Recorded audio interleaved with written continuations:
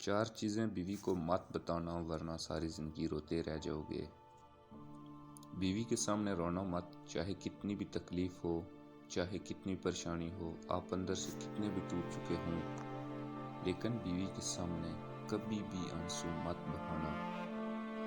بیوی کے سامنے اس کے گھر والوں کی برائی مت کرنا، کیونکہ ایک عورت جب شادی کرتی ہے تو اپنا گھر چھوڑ کر آتی ہے، لیکن اپنے ماں باپ کو کبھی کوئی نہیں چھوڑا کرتا۔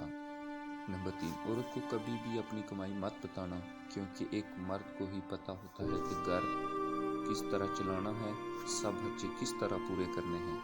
ہاں، عورت کو اس کا خرچ ضرور دیں، اس کی ضروریات کا خیال ضرور رکھیں، حضرت علی کا فرمان ہے۔ اپنی بیوی کے سامنے کبھی اپنے گھر والوں کی برائی مت کرنا، کیونکہ اس طرح تم خود ہی اس کی نظروں میں اپنی عزت ختم کر دو گے۔